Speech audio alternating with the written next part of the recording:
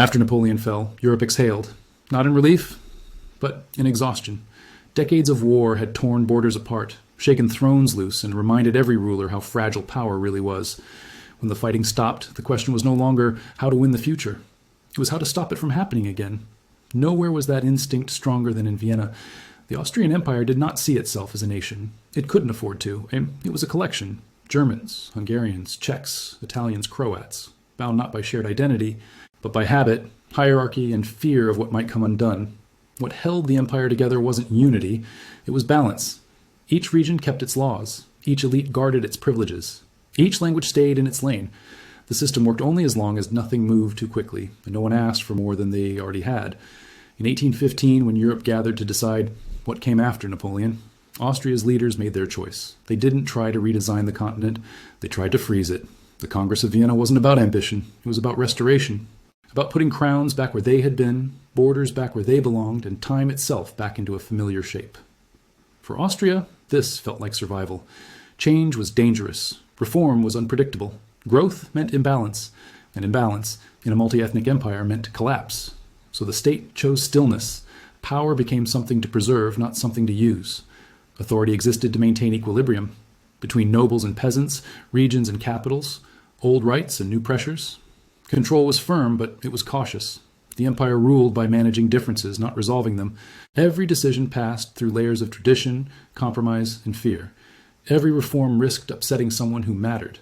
That caution became policy, not because Austria was weak, but because it was too complex to move quickly without tearing itself apart. At the center, officials believed they had discovered a formula for permanence. If nothing changed, nothing could break. If demands were delayed long enough, perhaps they would fade. But stillness has a cost. Holding everything together requires constant attention. Borders must be watched. Elites must be satisfied. Regions must be reminded who is in charge. Gently, consistently, endlessly. The empire didn't feel expensive yet. It felt stable. And that belief, that stability itself was the ultimate victory, quietly reshaped how Austria governed, how it spent, and how it thought about the future. Stillness doesn't maintain itself. Once Austria decided that nothing should change, it had to build a machine whose only job was to make sure change never arrived unannounced. That machine was bureaucracy. Every province had its own rules, its own traditions, its own exceptions carved out decades earlier to prevent unrest. Instead of simplifying those systems, the empire preserved them all. Not because it was efficient, but because removing any one of them risked angering the wrong group. So layers accumulated. Orders moved slowly, not by accident, but by design. Slowness created safety. If a decision took long enough, it could be adjusted, softened, or quietly abandoned before it caused damage. This required people. Clerks to copy, inspectors to observe, officials to report upward, and others to reinterpret those reports so they didn't sound alarming. Every problem created paperwork. Every paper created a position. Every position created loyalty. Competence mattered less than reliability. The empire didn't need brilliant administrators. It needed obedient ones. Men who wouldn't innovate, wouldn't challenge precedent, wouldn't move faster than the system could absorb. In 1819, when fear of unrest spread across German-speaking Europe, Austria responded not with reform, but with rules. The Carlsbad Decrees tightened speech, universities, and public life, not to modernize the state, but to quiet it. Metternich believed silence was cheaper than chaos, but silence has upkeep. Censorship needs monitors. Restrictions need enforcement. Surveillance needs reporting chains long enough to hide responsibility when things go wrong. None of this produces wealth. It only consumes attention and money to keep the surface calm. The empire's economy didn't collapse. It was drained quietly. Different regions paid differently. Some were taxed harder because they resisted more. Others were protected because their elites mattered. The system couldn't be equal without becoming unstable, so inequality was preserved as policy. That made planning impossible. Merchants hesitated, investors waited. Capital moved carefully, avoiding anything that looked like it might disturb the balance. Why build faster factories if success attracted scrutiny? Why expand if growth meant new regulations, new overseers, new costs? The state rewarded predictability and punished momentum. What began as a choice to value stability above all else hardened into routine. Control was no longer debated, it was assumed. Every year the cost of maintaining order became part of normal life, like rent that no one remembered agreeing to pay. Austria wasn't spending to become stronger, it was spending to remain the same. And as the system expanded, one truth became unavoidable. The more carefully the empire tried to manage society, the more fragile it became when society pushed back. The pressure had been building for years, quietly, politely, inside offices, taverns, lecture halls, and factories where people had learned to speak carefully. or not at all. Then 1848 arrived, and the silence broke everywhere at once.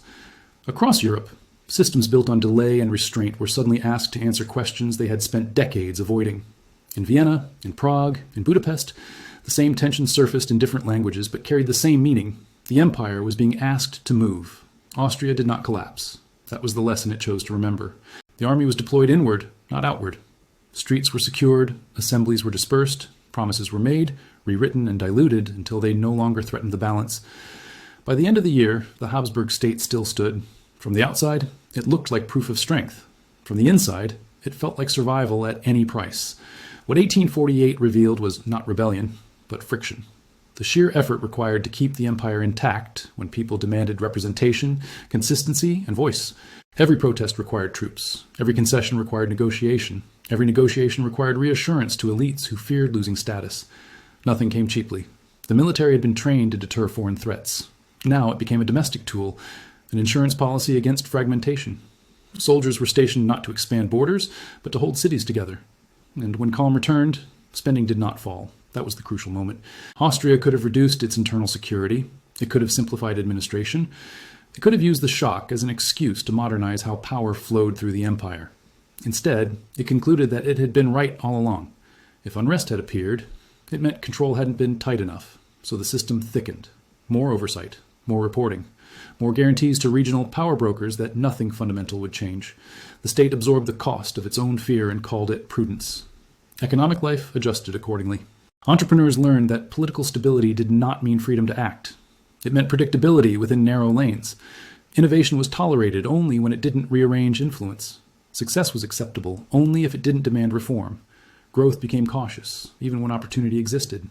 Capital didn't flee, but it stopped rushing forward. Money learned to wait, to settle, to avoid attention. The empire functioned, but its energy slowed, like a machine kept running at low speed to prevent overheating. 1848 had been a warning. Not that the empire was weak, but that its method of staying strong was becoming increasingly expensive.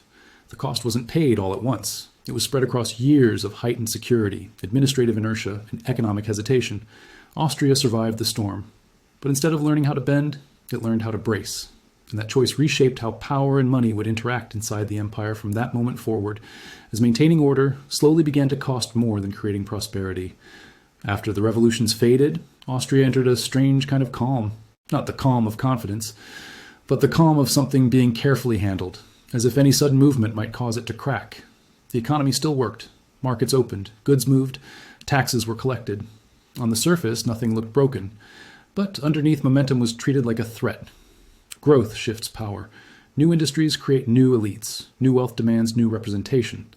For an empire built on balance, that was dangerous. So expansion was allowed only when it didn't rearrange influence too much. Some regions paid more because they were watched more. Others paid less because their cooperation was essential. The tax system wasn't designed to encourage productivity. It was designed to maintain relationships. That made capital nervous. Money prefers clarity. It moves toward places where rules are consistent and success isn't punished with attention. In Austria, rules depended on where you were, who you were, and how much disturbance your success caused. So investors hesitated. Factories were built carefully, often smaller than they could have been. Infrastructure expanded slowly, negotiated through layers of approval meant to protect local power structures. Innovation happened, but quietly, incrementally, without ambition. The empire didn't fall behind because it lacked resources. It fell behind because it feared rearranging itself to use them. Elsewhere in Europe, power was becoming more concentrated, more efficient. States simplified laws, unified markets, and accepted short-term disruption in exchange for long-term growth. Austria watched this with suspicion. Efficiency meant centralization. Centralization meant winners and losers. And losers destabilize empires. So the Austrian state chose continuity over speed. Every reform was softened. Every modernization was compromised. Each improvement was balanced against who might feel threatened by it. The result wasn't stagnation, it was slow exhaustion. The economy generated revenue, but not renewal. Wealth circulated, but it didn't transform. Old institutions survived, but they absorbed more resources each year just to remain functional. The cost of administration rose quietly, like maintenance on an aging structure that could never be shut down for repairs. Nothing collapsed. That was the illusion. Because while the empire focused on holding what it had, it stopped preparing for what was coming. Power was preserved in its existing shape, even as the world around it accelerated. Austria still had authority. It still had influence. It still had the appearance of a great power. but that power was increasingly inward-facing.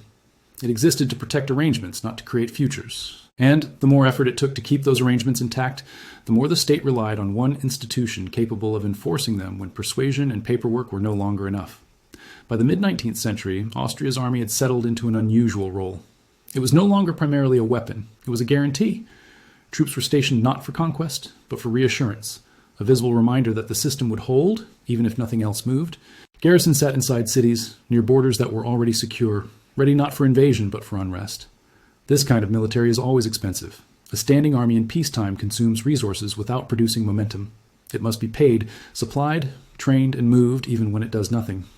And in Austria, it could never be reduced because reduction itself looked like weakness. The army existed to prevent breakdown. That meant its costs were permanent. When war finally arrived in 1866, the illusion of readiness shattered quickly. Austria's defeat by Prussia was brief, decisive, and deeply unsettling, not because territory was lost, but because it exposed how much money had been spent maintaining a force designed to hold the past together.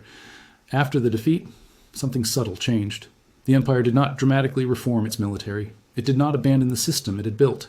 Instead, it doubled down on insurance.